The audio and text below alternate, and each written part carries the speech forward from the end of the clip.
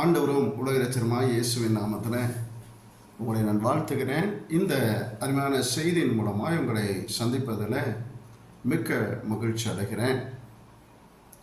எபிரேயர் புஸ்தகம் 11வது அதிகாரம் 6வது வசனம் இப்படியாக சொல்லுகிறது. நான் வாசிக்கிறேன். விசுவாசம் இல்லாமல் தேவனுக்கு பிரியமாக இருப்பது கூடாத காரியம். ஏனென்றால் தேவனத்தில் சேருகிறவன் அவர் உண்டென்றும் அவர் தம்மை தேடுவதற்கு பலன் அளிக்கிறார் என்றும் விசுவாசிக்க வேண்டும் அப்படின்னு சொல்லி வேதம் சொல்லுகிறது. தேவனை தேடுகிறவர்களுக்கு தேவன் பலன் அளிக்கிறார் சொல்லி வேதம் அழகாக சொல்கிறது. நல்ல கவனிங்க. இந்த பலன் என்பதற்கு தமிழிலே வேறு அர்த்தங்கள் உண்டு. பலன் என்று சொன்னால் நன்மை, ஆதாயம், லாபம், பயன், உபகாரம், இந்த வார்த்தைகளெல்லாம் பலன் என்ற வார்த்தைக்கு தமிழில் வேறு சொற்கள். அப்போ வேதம் சொல்லுகிறது, தேவனை தேடும் பொழுது நமக்கு ஆதாயம் உண்டு. மனிதர்களை பார்க்கும் பொழுது எந்த ஒரு காரியத்தையும் ஆதாயம் இல்லாமல் செய்ய மாட்டான். யாராவது ஒரு காரியத்தை செய்யும்போது நம்ம சொல்லுவோம், இவன் ஆதாயம் இல்லாமல் அந்த காரியத்தை செய்ய மாட்டான், ஏதோ ஆதாயத்துக்காகத்தான் இந்த காரியத்தை செய்வான் அப்படின்னு சொல்லி மனிதர்கள் பேச்சுவாக்கில் சொல்லக்கூடிய ஒரு வார்த்தைகளை நாம் பார்க்கிறோம்.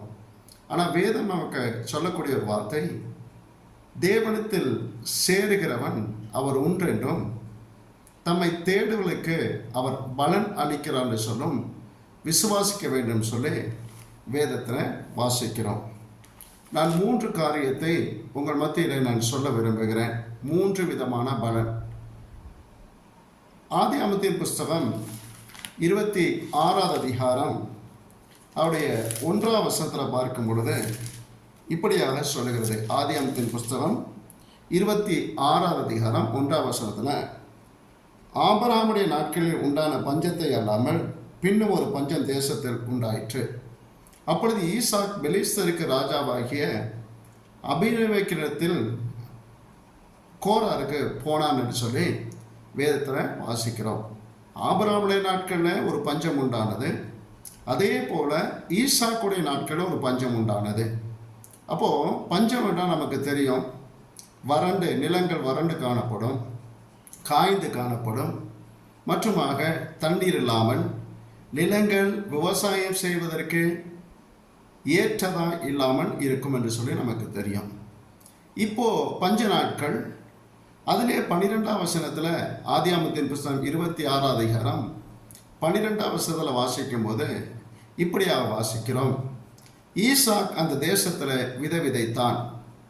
கர்த்தர் அவனை ஆசீர்வதித்தபடினால் அந்த வருஷத்தில் 100 மடங்கு பலன் அடைந்தான்னு சொல்லி வேதத்தில் வாசிக்கிறோம்.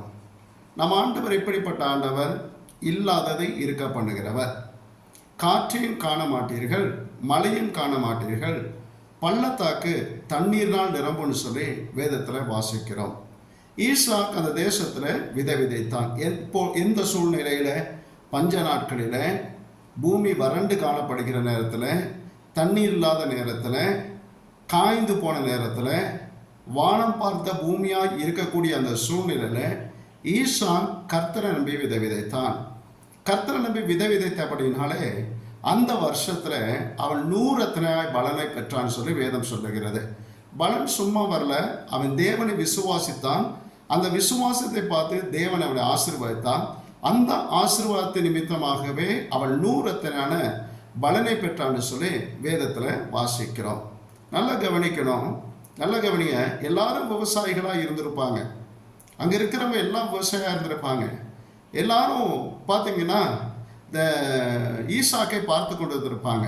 என்னடா இவன் லூஸ்தனமாக பண்ணுறானே, எல்லா இடத்துலையும் விவசாயம் இல்லை, எல்லாரும் பார்த்தீங்கன்னா விவசாயத்துக்காக தண்ணீருக்காக எதிர்பார்த்து கொண்டு இருக்கிறார்கள்.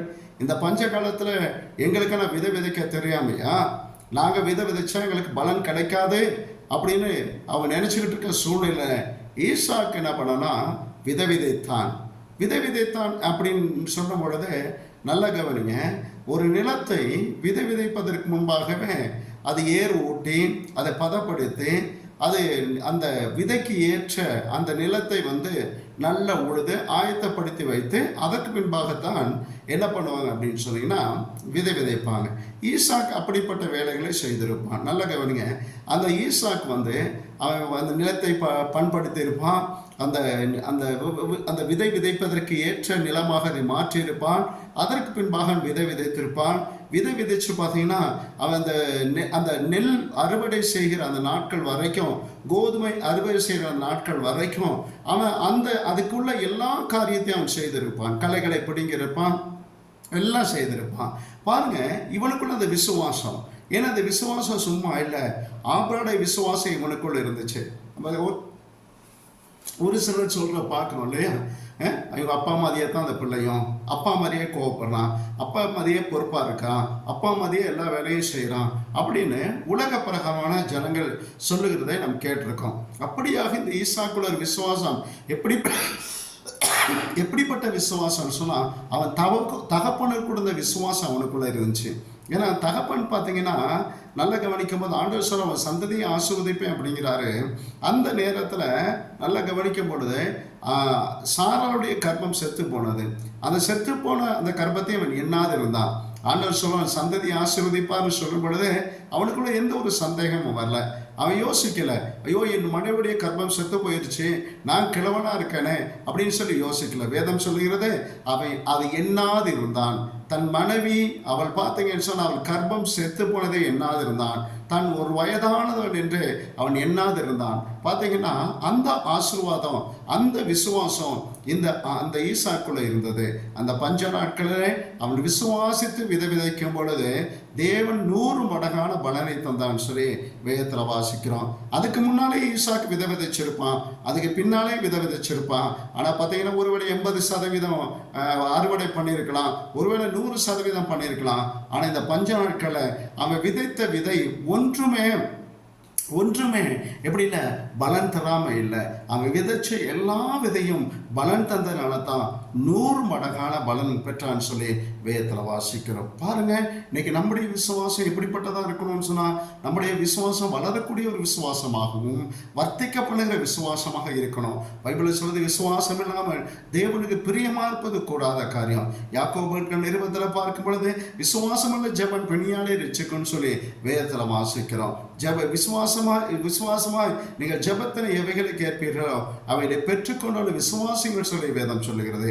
அருமையான தேவனுடைய பிள்ளைகளே, நம்முடைய வாழ்க்கையில 100 பலன் பெறுவதற்கு அந்த ஈசாக்கு இருந்த விசுவாசம் நமக்குள் இருக்க வேண்டும். அப்படிதான் பைபிள்ல சொல்லுது, தேவனத்தில் சேர்கிறவன் ஒன்றென்றும் தம்மை தேடுதலுக்கு பலன் அளிக்கிறான்னு சொல்லி விசுவாசிக்க வேண்டும். பாருங்க, ஒன்றும் இல்லாத சூழ்நிலையில, நல்ல கவனிங்க, ஒன்றும் இல்லாத சூழ்நிலையில, தண்ணீர்லதான் சூழ்நிலையில, வறண்டு போன நேரத்துல அவன் ஆண்டவர் நம்பி விதைத்தான். தண்ணீரை நம்பி விதைக்கல, நல்ல கவனிய, நிலத்தை பார்த்து விதைக்கல, அவன் கர்த்தரை நம்பி விதைச்சான். தேவனை ஆசீர்வதித்தார். அருமையான தேவனுடைய பிள்ளைகளை,